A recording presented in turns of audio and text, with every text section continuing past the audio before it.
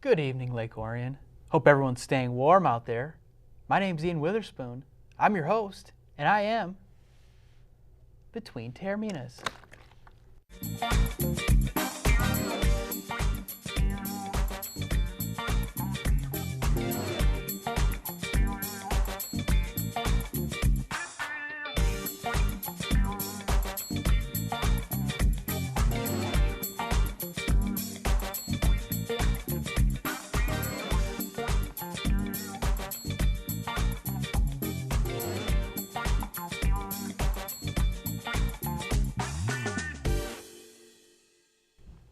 Yes, indeedy. Oh, how are we all doing today? Did you just take Anthony's quote, yes indeed? No, Yeah, you did. that's not his quote. Yeah. That's Are not you your quote. aware? Are you aware? Yeah, and you said that I was the weak link on the show. How dare you, Catman? Okay. But on other notes, on a serious note though,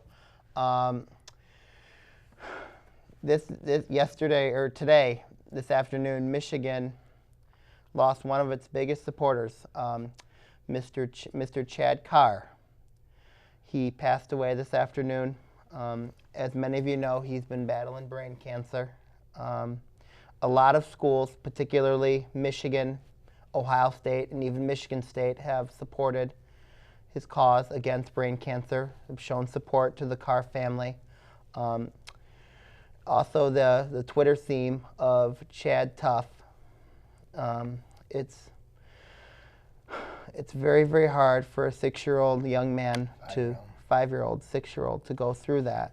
And Chad Carr, on behalf of Between Taorminas, ONTV, and the Carr family, we offer our condolences, our love, and our prayers to you and your family, and the Michigan family. Nicely said.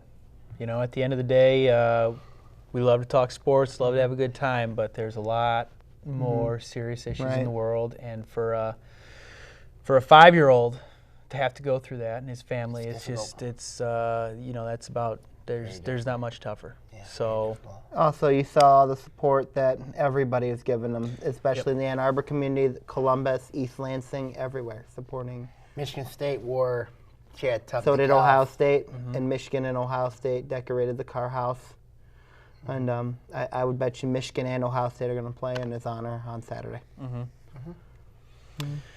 Yep, it's a tough one. That's a tough one.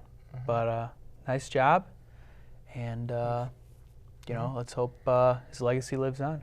It will. It will. Yep. Well, shall we talk about the game? Yeah. The game that we've been waiting all college football season for.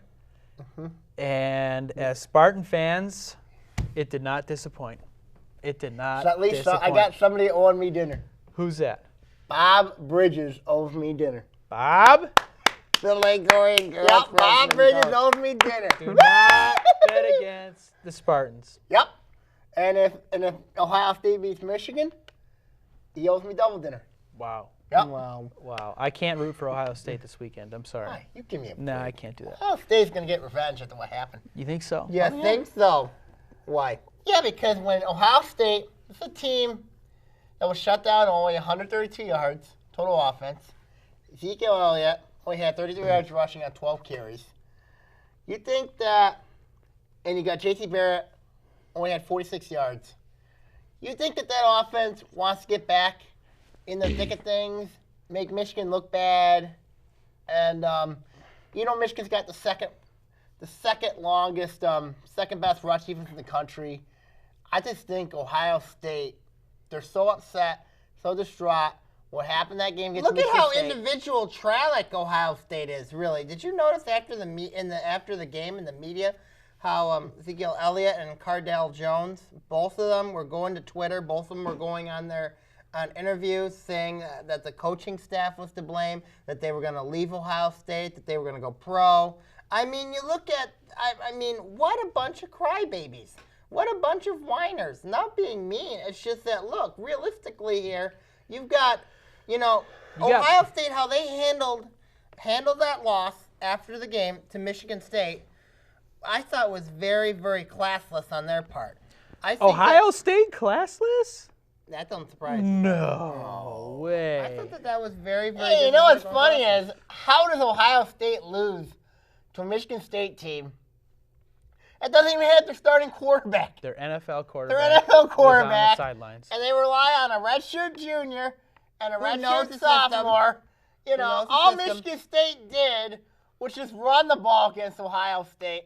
I mean, basically, Kept it simple. they kept it simple. And they let their offensive line, who was finally healthy, dominate that game. True. They dominated that game. You got to admit it. They dominated that game. The O-line, Jack Allen in particular. first star of the game is the O-line. Yep. Second star has got to be the front seven on the D. Right. Because they punched Ohio State in the mouth, forced 1,000,000 3-and-outs, ran They only 40-some forced 5 plays. first downs Yeah, I for mean, Ohio State. it was just complete domination. And when you look back at Ohio State and how their bread was buttered, particularly in the national championship game, remember the second half of that national championship game? Ohio State just dominated in the trenches. That's exactly what Michigan State did. They took that line on both ends and just had their way with They them. killed them. Urban Meyer's only two Big Ten losses, Michigan State, in his career at Ohio State. It's funny. It just funny. feels good. It's funny because when you look at Michigan State, everybody calls them the underdog. They Every week. love chip on the shoulder games. They love this. They love being the underdog. They love it when Lee Corso picks against them. They love it when everything is just against them. Like, you know, look at the line. They were a 13-point underdog against the Ohio State University. And yet they go into Columbus, they go in there and not only shut them out to 132 total yards, only 5 first downs. They're back in the national title conversation now. And I guess we could talk about the playoff picture because that will come out tomorrow. They got Oklahoma, you got Notre Dame, and you got MSU. They're all right there. And then, Well, think, if MSU can beat Penn State, yeah, then I think their resume, and they beat Iowa in the Big Ten Championship game, I think MSU's resume is much better than Oklahoma and Notre Dame because of who they beat. there's no doubt. There's no doubt. There's no doubt. I mean, Notre Dame really hasn't played anybody besides USC And Clemson. and Clemson, but they're going to get tested against Stanford. USC, what are they? I know. They're And then not you look at anything. Oklahoma, All children. they lost to Texas. Right. They By a got lot. stupid by a lot. Stupid horsey. Texas They has lost been by a terrible. touchdown. Stupid Michigan horsey. State should be an undefeated team, had not been they get screwed at Lincoln. But look at their wins. They beat Oregon, ranked. Air Force has had Now a really ranked. nice season. They beat them. Then you have Michigan and Ohio State On the road. on the road. And I'll bet you the whole national title, the whole playoff committee was watching that game in Columbus. It The was whole the country highest was. rated show, highest rated game in the country this season. What can he say? You can't say anything, Can't say anything. but It's we'll a- see you in Arlington, hopefully. Hopefully. Yeah, I mean, they still have to take care of business. They have a golden opportunity. Yep. If Michigan State loses, then Ohio State or Michigan, whoever wins that game, goes to Indianapolis. Yep. And then no team from the Big Ten will probably be in the playoff. That's true. So, you know, and then if you want to talk Michigan, I think they're going to kill Ohio State. I think Ohio State beats them. I they're think gonna absolutely Michigan. truck I them. think Michigan will beat Ohio State because of Chad Carr, the emotion of that game, and also Michigan hasn't beaten Ohio State in a while. I think Ohio State beats You them. got some guys that are ready to play, and Ohio State. I cannot imagine their preparation is going to be. They're as gonna good play as a it lot would better in this game. Ohio State will. play You a think lot so? better. Yeah. I don't. I think they're Walking Dead. I think they're the Walking Dead. I think Ohio State wins this game. Everybody's counting them out. You know, I just think Ohio State's going to find a way to escape and win this game. I don't know. Be tough. If But- Michigan wins, they can get a nice bowl game. They'll get a nice They bowl might, game. I still think you're getting a nice one anyway, but I just think in the end of the day, I just think that Michigan State will beat Penn State. They're going to be the ones going to the Big Ten Championship game. I think they'll win it, and then And then they'll add a top 5 win, at a top, another top 5 win yeah. to their resume. Right. Neutral field. Right, neutral field. There's not many better resumes in college football. Right. I agree with you. So it's a good time to be a Spartan fan. Very good time. And Robert Ayala should be very, very proud. Yeah, and he wants on. He's going to come on soon, That's good. Maybe he can bring the a trophy on here. And you cannot downplay Mr. Mark D'Antonio and what he's done in East Lansing for the past 8 years. Right. We'll be right back with Between Taorminas on ONTV. Trip over to the Orion Arts Center to enjoy some family fun and fresh food at the 2015 Lake Orion Farmers Market. Every Wednesday through October 21st from 2 to 7 p.m., local vendors will bring their farm fresh produce, baked goods, and more for the parents while the kids have some fun playing games or making crafts. Remember to come often as vendors change from week to week as new crops come into season. For more information on the Lake Orion Farmers Market or to sign up as a vendor, visit lakeorionfarmersmarket.com. When I'm in Lake Orion and I want to catch up on sports, I watch Between Taorminas.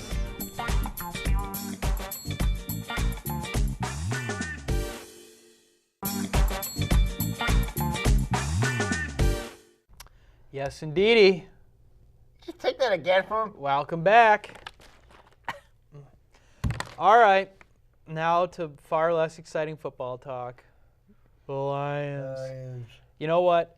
Only in the Detroit Lions football organization would they win games when it hurts their team. It hurts to win games at this point. I know it does. Beating the Packers is great at Lambeau. Because where are they going to go? 7-9? If they keep winning? 6-10? Yeah. Then they fall out of the top 10 draft picks? Mm-hmm. You're trying to appeal to a new GM here, man. Yeah, you need the best pick you can get. Here's the problem. Because it's not just a top 10 pick. That's it's an a organizational problem. But it's a top 10 pick in each round. I know. Okay? That helps. Now that's not going to happen. No. Because they're going to keep winning. They're going to keep winning. They're going to beat Philly. Yep. They're going to beat, they got Green Saints. Bay. I don't know if they're going to beat Green Bay. They won't beat They Green could beat Green Bay. Bay. Green Bay's all ticked. They could. Green Bay's ticked. Yeah. Aaron Rodgers in a dome, I don't know. They've done it before, remember last year? Yes. That was last year, though, when they went 11-5. Right, but if you look at but here's the point. If I'm going to play, all right, here's the point. The Lions are looking to prove to management, okay? The Lions are looking to prove that hey, they can win some games. You know what harm that does, though? It does huge harm. But you look at the Lions, they're winning right now. You're letting a guy good thing. It's not a good thing. No, it's not. Because you're letting a guy like You Sheldon agree? White, who is, I consider, a Matthew stooge, and then you basically look at what's happened with stooges. Martha Mayhew was a Millen stooge. You look at Sheldon White, Matthew stooge. This is what the problem has been with the organization. I mean, there's nothing more. I would take the Powerpuff Girls or even the Lake Orion girls basketball team and they'll beat the Detroit Lions. That's what I have You just insulted your team. What did you say about that? I didn't insult the team. I think the girls basketball team can beat the Detroit Lions any day of the week. Oh, good grief. Twice on Sunday. All right, but here's my point. Do you guys think the Lions should still get rid of Matt Stafford? He's been playing a lot better the last 2 weeks. All right. Here's my opinion on Stafford and my opinion on the GM. Are you ready? What about Eric Ebron? You both like Eric Ebron. He needs to go back to North Go back Carolina. to North Carolina. Work on his hands. Yep. Stafford needs to stay because they need to draft somebody. Mm-hmm. But he needs to stay next year and let the other young guy develop. Maybe he's got 2 more years, though. That's prime time for another guy to develop. Hopefully you get a decent coaching staff in here that can develop the young man. There's no pressure on him to start right away. You let Stafford ride out and whatever. The other thing, though, is the GM job. Okay, right now you got a man in place. Sheldon, I will be grinding White. If he becomes the interim GM, I'm done with this team. I got sad news for you, buddy. What? they're going to remove that interim tag off, I know. and he's going to be the GM. He's going to say, listen, Martha, we've been grinding. We've been winning. Let me stay. I can build a team. And then you know what we're in for? Another miserable season. More crap. More Because you know why? They haven't addressed anything. They fired their president. Mm-hmm. They fired one Ford stooge, and they brought in another one. Ford Stooge, yeah. Their defense has been playing better. They really have. They have been. Terrell Austin, I They've think, been is a playing quality defense. coordinator. They've been playing better defensively. Yep. You have to give the defense a lot of credit because you looked at against the Packers. They played very, very well. They were good And last year. Against Oakland, they played it well enough to win. Yeah. You know, you look at the Lions are in a situation where they're taking advantage of their opportunities. Matt Stafford called out Eric Ebron very recently about had he got the football, the Lions would not have been in the position that they were in as far as having to barely win. True. I But the on-field product is second at this point. It's sad. Compared to where the front office is, okay? Because the front office is in such shambles. Right. They need the most quality football minds they can get to run the team. Instead, they keep winning with these Ford cronies. Yep. And the Ford cronies are what has gotten us 60 years of futility. pure hell. And what you think about your guy, Mike Valeni? Mike Valeni is a Detroit legend. He cemented his status on Friday, November 20th, and he's my personal hero. I think the man is unbelievable. And the fact that the baby, whiny Lions couldn't even, we all know what happened. Yeah, we all know. But explain it to the viewers who don't, please. The Lions are currently broadcast on 97.1 The Ticket for their games. The Lions are angry adolescent little girls that can't handle the truth spoken about them. So they get mad when people at 97.1, particularly Mike Valeni, say mean things about them because they're sad and they have fragile feelings. But when they don't win football games, they don't deserve nice things to be said. Hey, the Lions lost, but darn it, those uniforms look nice. What do you expect them to say?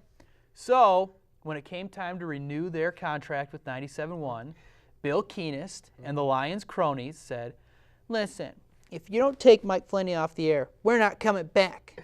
And 97.1 The Ticket said, see ya. And now they're on 97. And now they're going to be on AM radio like 1957, the last time the team was worth a damn. Well, now they moved to WJR 760, which is a Clear Channel station. And it's AM. And it's AM. I don't know what to say about the Lions. I really don't know. They're a terrible organization. I have to agree that they're a terrible organization. And Bill Keenist and all those bums got to go. I know a lot of good people that run a lot of good organizations. Of course, the Detroit Red Wings / Detroit Tigers, they run a good organization. Good owners that put the Dallas right Stars people in run play. a good organization. The Stars hired the right Yep. person to run their team. Yep. Even the Lake Orion Athletic Department, they hire good people to win games. That is true. If you run a football team, if you run hire a some football football team, people. Where's the football people? Not Where's Rod Wood, who runs the Ford Estates. Right. What does that have to do with running a football team? I don't know. Mm-hmm. I don't know. Look at this here. I would say right now that anybody, even the team I work with, Lake Orion Girls basketball team, can run a better organization than the Detroit Lions. Because you look at what's going on with the Lions right now, is that this is a team, Mike Valeni said his piece. There are some things I do support that I'm not a Valeni fan. I know you're not a Valeni fan, but a lot of the things he said, I agree with him. I have to agree with him here on this segment with the Lions. They're nothing more than a juvenile pity organization because if they want to control what people say. You know what? If you want to win games, you want to make people, you want to shut people up, then shut people up by winning games. That's what I'm saying to the Lions right now. You know? And I think right now that if they want to control the airways, then there's a huge problem in this sports town. You know, you look at the Tigers, you know, when they lose, you know what I mean? Yeah, I mean, like, but it's a 162-game season. Or like the Red Wings, then they get their criticism. Or the Pistons, you know, with them, we know what's going on with them. Or like Avalanche, you know what I mean? And we know what's going on with them, you know what I mean? If things don't go right, if you're losing games, then you deserve to be criticized. Especially because it's not like it's not like the Lions. They don't care. They're a football team that doesn't know football. They don't care. They just don't care. They don't care. No, they don't care. So why should we? Why should we? We'll be right back.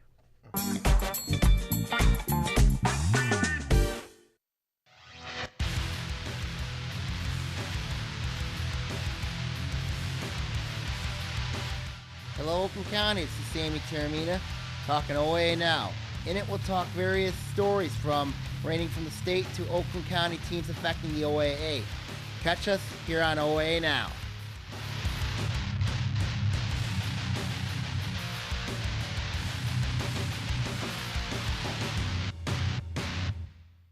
Hello, Lake Orion. It's Anthony Taormina, co-host of Between Taorminas. I want to let you know of a new show called History Now. In it, we're going to talk about global, national, and political events that occur in our lifetime. We're going to also have guests and also have co-hosts as well, and also plenty of surprises. Catch us on History Now here on ONTV. Hey, this is Mickey York from Fox Sports Detroit. When I want to get the inside scoop on local sports, I watch Between Taorminas or Fox Sports Detroit.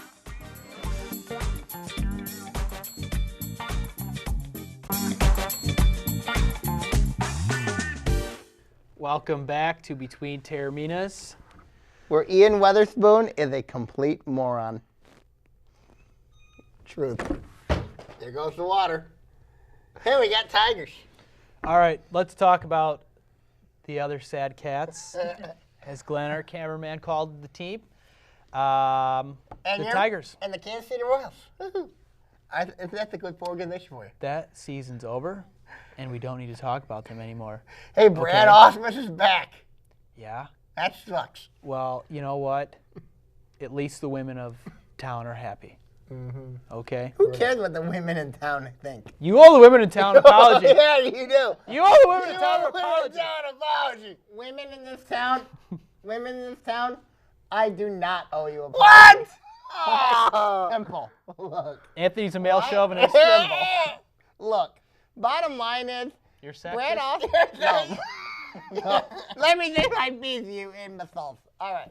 Why? It's simple. Really. Look, Brad Osmus with his looks, who'd really want looks like that? It's simple, really. The women if you of want this town.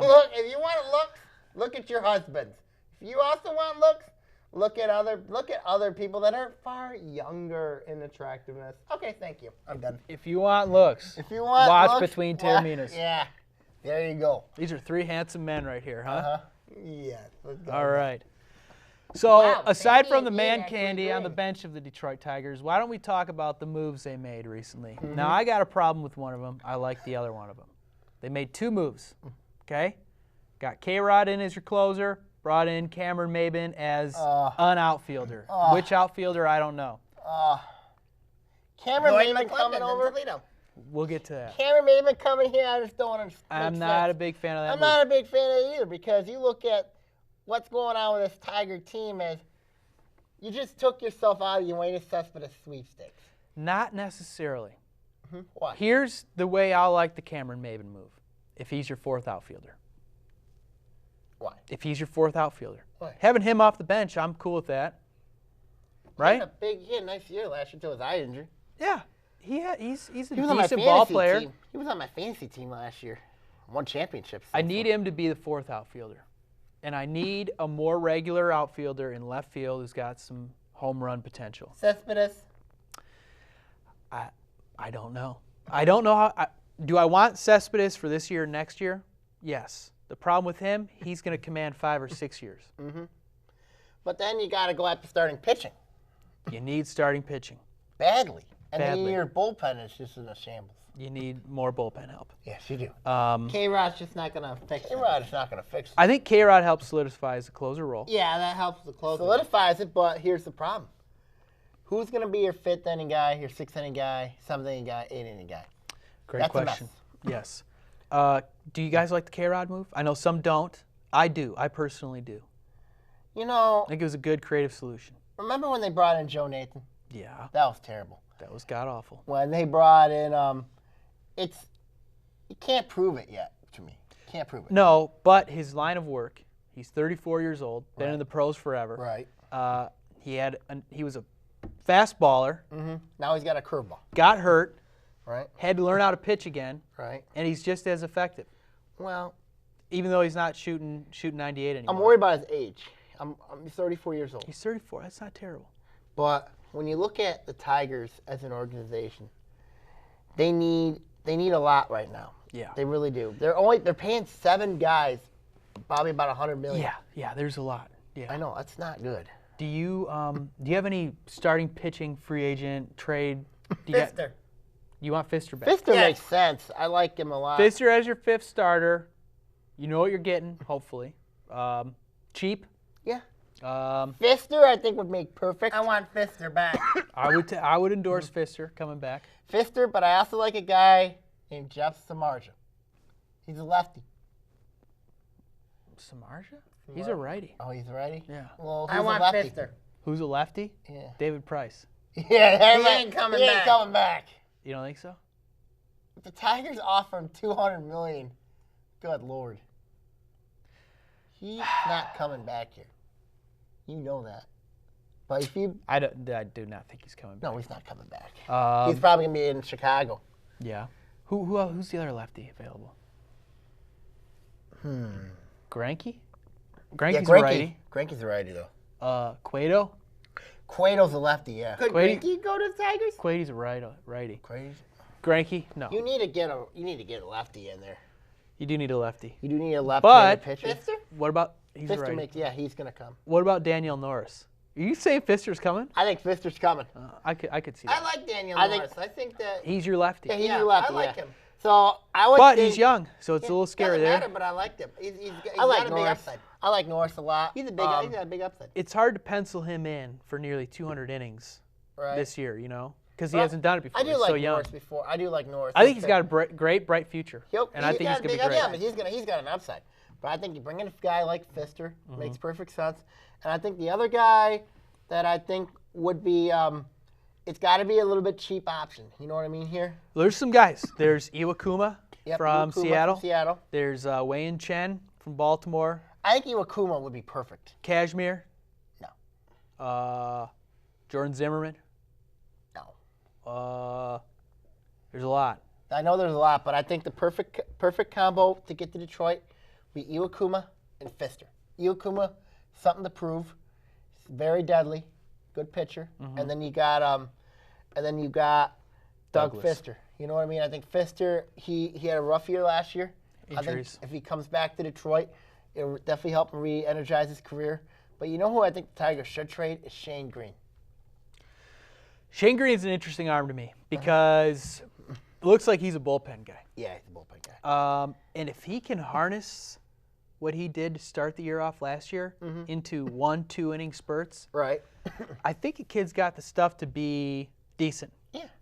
But I'm the same. And he solves a bullpen issue. Right, it if- solves the if bullpen he goes issue, back and there. then of course I think the Tigers need to do is keep it on the low and the cheap end, and you can get your 2 starting pitchers right there. I think Iwakuma makes sense. I think Fister makes sense. I like both those options. What do you think? Well, since we only got 1 minute in the show left, my options, I guess, are very, very limited in terms of talking. So, but yes, I like Fister. Ole Kuma, sorry about the name. I mean, it sounds. I think that could be interesting. We'll see. Probably number 2, number 3 starter. Another potential bullpen arm, Drew Verhagen. Very Pitched really well for the Tigers down the stretch out of the bullpen. He'll pitch. Keep an eye on him. Mid-90s guy. Yep. I'm on this camera. Hi. That's it. Happy Thanksgiving. Happy Thanksgiving. We don't know when we're going to be on the air next week with the new show. but we'll see you at some point. We got basketball, so we won't be Basketball's on the starting. next 2 Things are Mondays. going to shift up a little bit, so Won't be on the next 2 Mondays. okay. So We could. All right. We'll see. Let's get a hands in. Bye-bye. Bye, everybody. Bye.